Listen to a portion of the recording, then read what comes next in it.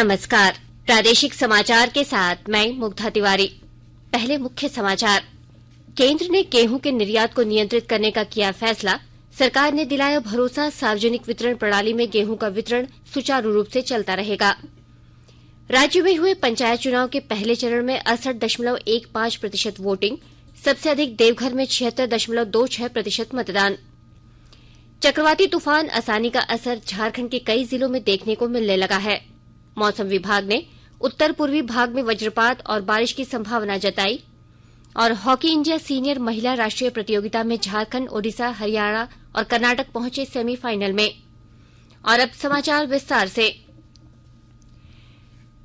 केंद्र सरकार ने कहा है कि गेहूं की बढ़ती कीमतों को देखते हुए इसके निर्यात को नियंत्रित करने का निर्णय लिया गया है। सरकार ने आश्वस्त किया है कि देश में सार्वजनिक वितरण प्रणाली सुचारू रूप से काम करती रहेगी। खाद्य और उपभोक्ता कार्य सचिव सुधांशु पांडे ने कल नई दिल्ली में कहा कि सार्वजनिक वितरण व्यवस्था देश के खाद्य सुरक्षा और संरक्षण नेटवर्क का आधार है। इसके अंतर्गत लगभग 81 करोड़ 35 लाख लोगों को खाद्यान्न उपलब्ध कराया जाता है। अंतर्राष्ट्रीय बाजार में गेहूं के मूल्य में वृद्धि के बावजूद यह व्यवस्था सुचारू रूप से जारी रहेगी। उन्होंने कहा कि भारत को छोड़कर अन्य सभी देश करीब $450 से $480 प्रति टन के हिसाब से गेहूं की बिक्री कर रहे हैं। उन्होंने कहा कि इस साल भारत में गेहूं का शुरुआती भंडार 190 लाख टन था, जो पिछले साल के शुरुआती भंडार से 273 लाख टन से कम है। श्री पांडे ने बताया कि पिछले वर्ष 433 लाख टन गेहूं की खरीद हुई थी। इस वर्ष 444 लाख टन गेहूं की खरीद होने का अनुमान था, लेकिन अभी तक लगभग 180 लाख टन गेहूं की खरीद हुई है। उपराष्ट्रपति एम वेंकैया नायडू ने देश में कृषि उत्पादकता और किसानों की आय में वृद्धि के लिए कृषि अनुसंधान की गुणवत्ता और क्षमता बढ़ाने का आह्वान किया है। उन्होंने अनुसंधान और विकास के मद में अधिक राशि के प्रस्ताव का सुझाव दिया, जो वर्तमान में कृषि सकल घरेलू उत्पाद के 1% से भी कम है। उपराष्ट्रपति ने हैदराबाद में राष्ट्रीय कृषि अनुसंधान प्रबंधन अकादमी में कृषि शोधकर्ताओं, नीति निर्माताओं, उद्यमियों और वैज्ञानिकों से कृषि को जलवायु अनुकूल बनाने के लिए हर संभव प्रयास करने का आह्वान किया। श्री नायडू ने इस बात पर जोर दिया कि कृषि विश्वविद्यालयों को नई तकनीकों और सतत उत्पादन के तरीकों को विकसित करने तथा देश के हर हिस्से में इन्हें प्रत्येक किसान तक ले जाने का प्रयास किया जाना चाहिए। उन्होंने किसानों के उत्पादन और आय को बढ़ाने के लिए प्रधानमंत्री नरेंद्र मोदी के नारे लैब टू लैंड को आत्मसात करने की आवश्यकता पर भी बल दिया। संचार, इलेक्ट्रॉनिकी और सूचना प्रौद्योगिकी मंत्री अश्विनी वैष्णव ने आज नई दिल्ली में गति शक्ति संचार पोर्टल का शुभारंभ किया। एकीकृत और केंद्रीकृत पोर्टल देश भर में डिजिटल संचार बुनियादी ढांचे का सुचारू रूप से विस्तार करने की सुविधा प्रदान करेगा। डिजिटल आधारित विभिन्न परियोजनाओं में पारदर्शिता, जवाबदेही और प्रभावी निगरानी रखने के लिए प्रक्रिया को व्यवस्थित बनाने के लिए इस पोर्टल की परिकल्पना की गई थी। श्री वैष्णव ने कहा कि यह पोर्टल देश भर में 5G नेटवर्क शुरू करने में निश्चित रूप से मददगार होगा। देश में अब तक 191 करोड़ 30 लाख से अधिक कोविड रोधी टीके लगाए जा चुके हैं। कल 13 लाख से अधिक टीके लगाए गए। केंद्रीय स्वास्थ्य मंत्रालय ने बताया कि अब तक 4 करोड़ 37 लाख से अधिक टीके 12 से 14 वर्ष के बच्चों को लगाए गए हैं, जबकि 3 करोड़ 8 लाख से अधिक एहतियाती डोज पात्र श्रेणी के लोगों को लगाए जा चुके हैं। गृह और सहकारिता मंत्री अमित शाह ने आज हैदराबाद में केंद्रीय विधि विज्ञान प्रयोगशाला परिसर में राष्ट्रीय साइबर विधि विज्ञान प्रयोगशाला का उद्घाटन किया। महिलाओं और बच्चों को साइबर अपराध से बचाने के लिए गृह मंत्रालय के साइबर और सूचना सुरक्षा प्रभाग ने इस प्रयोगशाला की स्थापना की है। इस परियोजना के लिए लगभग 35 करोड़ 51 लाख रुपए की राशि प्रदान की गई है। दूर दराज का कोई भी व्यक्ति डाटा संग्रह का उपयोग कर सकता है और इससे कम समय में बेहतर रिपोर्ट बन सकती है। खेल मंत्री अनुराग ठाकुर ने लोगों से आगामी 8वें अंतर्राष्ट्रीय योग दिवस में बड़ी संख्या में भाग लेने की अपील की है। उन्होंने कहा कि इस वर्ष योग दिवस का आयोजन इसलिए महत्वपूर्ण हो गया है क्योंकि देश आजादी का अमृत महोत्सव मना रहा है। आजादी का अमृत महोत्सव के अंतर्गत देश भर में 25,000 से अधिक कार्यक्रम आयोजित किए गए।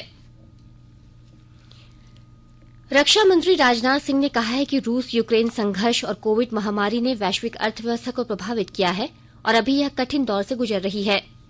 उन्होंने कहा कि सरकार ने इन चुनौतियों से निपटने के लिए कई महत्वपूर्ण कदम उठाए, जिनके परिणाम अब दिखने लगे हैं।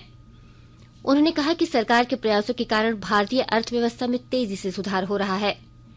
रक्षा मंत्री ने कहा कि विभिन्न एजेंसियों के सर्वे ने यह संभावना दर्शाई है कि भारत दुनिया में सबसे तेजी से आगे बढ़ने वाली महत्वपूर्ण अर्थव्यवस्था बनेगा।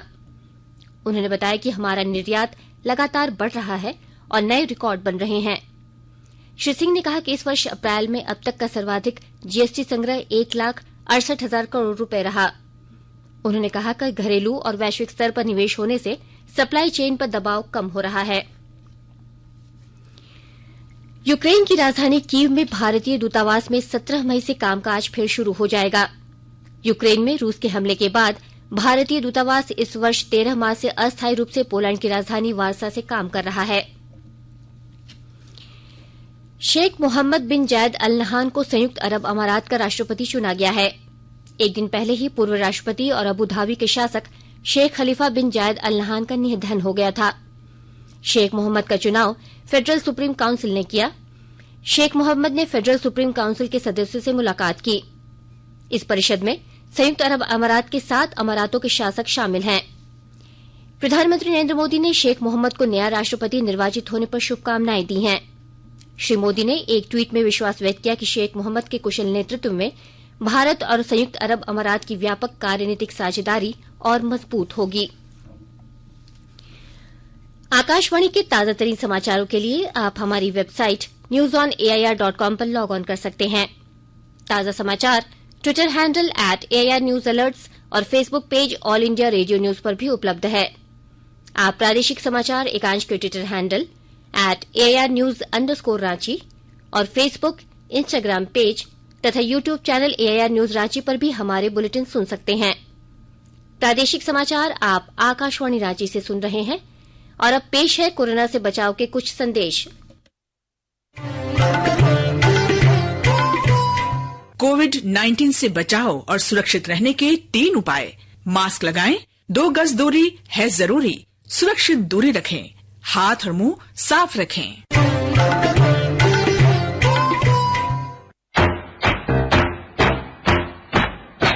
चलो मिलकर एक शुरुआत करें, चलो एक फैसला आज करें, मास्क नहीं तो टोकेंगे, कोरोना को रोकेंगे, चलो एक इरादा करते हैं, चलो कुछ वादा करते हैं, मास्क नहीं तो टोकेंगे, कोरोना को रोकेंगे। भारत सरकार द्वारा जनहित में जारी। प्रादेशिक समाचार में आपका एक बार फिर से स्वागत है। राज्य में हुए पंचायत चुनाव के पहले चरण में कल 68.15% वोटिंग हुई। 21 जिलों के 72 प्रखंडों की 1,127 पंचायतों में विभिन्न पदों के लिए मतदान हुआ। मतदान का यह प्रतिशत वर्ष 2015 में हुए पंचायत चुनाव से 6.34% कम है। देवघर में सबसे अधिक 76.24% मतदान हुआ। वहीं सबसे कम लोहरदगा में 61.65% मतदान रिकॉर्ड किया गया। हालांकि यह अंतिम आंकड़ा नहीं है। राज्य निर्वाचन आयोग द्वारा आज मतदान के अंतिम प्रतिशत की घोषणा की जाएगी। बोकारो जिले में त्रिस्तरीय पंचायत चुनाव के पहले चरण में कड़ी सुरक्षा के बीच शांतिपूर्ण तरीके से मतदान संपन्न हुआ। विस्तृत ब्यौरा दे रहे हैं हमारे संवाददाता।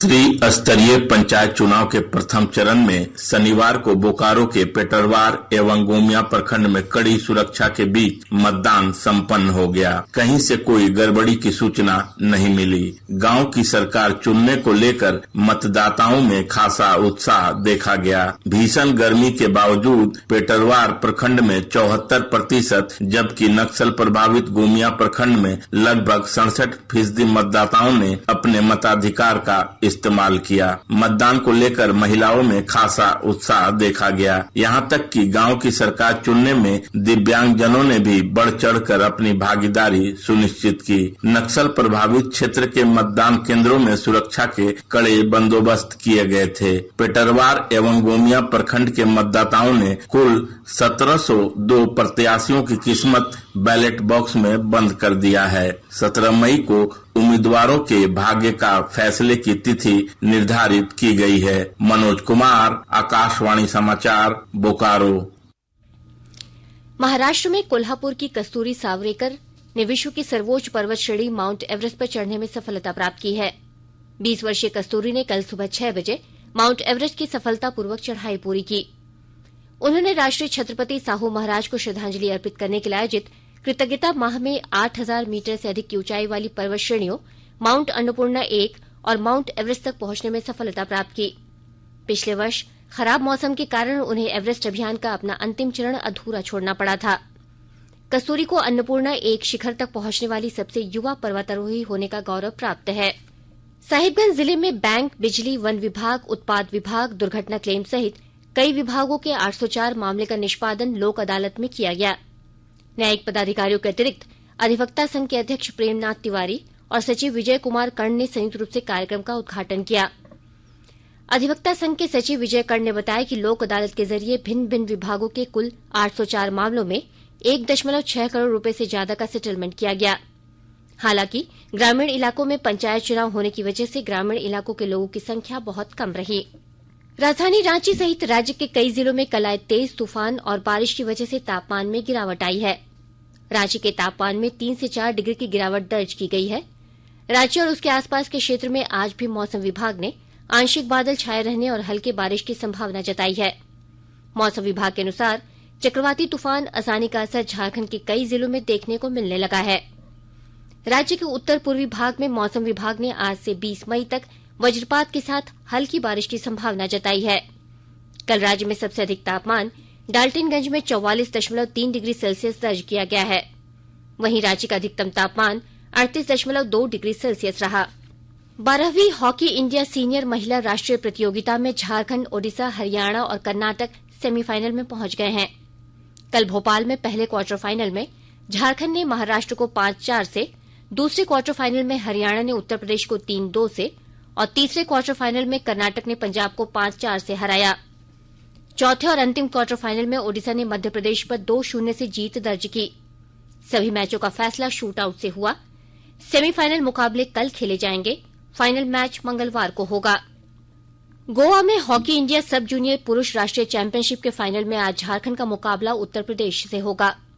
कल पहले सेमीफाइनल में झारखंड ने ओडिशा को निर्धारित अवधि खत्म होने और मुकाबला 1-1 से बराबर रहने के बाद शूटआउट में 3-1 से हराया। दूसरे सेमीफाइनल में उत्तर प्रदेश ने हरियाणा को 8-0 से मात दी। फाइनल मैच 3 बजे से शुरू होगा। तीसरे और चौथे स्थान के लिए ओडिशा और हरियाणा के बीच मैच आज ही खेला जाएगा। और अब अखबारों की सुर्खियां। राज्य से प्रकाशित होने वाले लगभग सभी अखबारों ने राज्य में हुए त्रिस्तरीय पंचायत चुनाव के पहले चरण की खबर को प्रमुखता से प्रकाशित किया है। प्रभात खबर की सुर्खी है, पहले चरण में 68% वोटिंग, पंचायत चुनाव में पिछली बार की तुलना में 6.34% कम पड़े वोट, 17 मई की सुबह 8 बजे से होगी मतगणना। दैनिक भास्कर ने लिखा है, देश में गेहूं के भंडार कम होने की आशंका, निर्यात रोकना पड़ा। बढ़ते निर्यात के बीच सरकारी खरीद और उत्पादन घटा, भारत सहित पड़ोसी देशों में खाद्यान्न संकट का खतरा। हिन्दुस्तान की सुर्खी है, नक्सली क्षेत्रों में बरसे वोट, 21 जिलों के 72 प्रखंडों में पहले चरण का मतदान, 19, 24 और 27 मई को अगले चरणों की वोटिंग। दैनिक जागरण ने लिखा है, गांव की सरकार बनाने उमड़े मतदाता, त्रिस्तरीय पंचायत चुनाव के पहले चरण का मतदान संपन्न, 68.15% पड़े वोट। हिन्दुस्तान टाइम्स और द टाइम्स ऑफ इंडिया ने लिखा है, केंद्र ने गेहूं का निर्यात रोका। अंत में मुख्य समाचार एक बार फिर। केंद्र ने गेहूं के निर्यात को नियंत्रित करने का किया फैसला, सरकार ने दिलाया भरोसा, सार्वजनिक वितरण प्रणाली में गेहूं का वितरण सुचारू रूप से चलता रहेगा। राज्य में हुए पंचायत चुनाव के पहले चरण में 68.15% वोटिंग, सबसे अधिक देवघर में 76.26% मतदान। चक्रवाती तूफान असानी का असर झारखंड के कई जिलों में देखने को मिलने लगा है। मौसम विभाग ने उत्तर पूर्वी भाग में वज्रपात और बारिश की संभावना जताई। और हॉकी इंडिया सीनियर महिला राष्ट्रीय प्रतियोगिता में झारखंड, ओडिशा, हरियाणा और कर्नाटक पहुंचे सेमीफाइनल में। इसके साथ ही आकाशवाणी रांची से प्रादेशिक समाचार का ये बुलेटिन समाप्त हुआ। नमस्कार।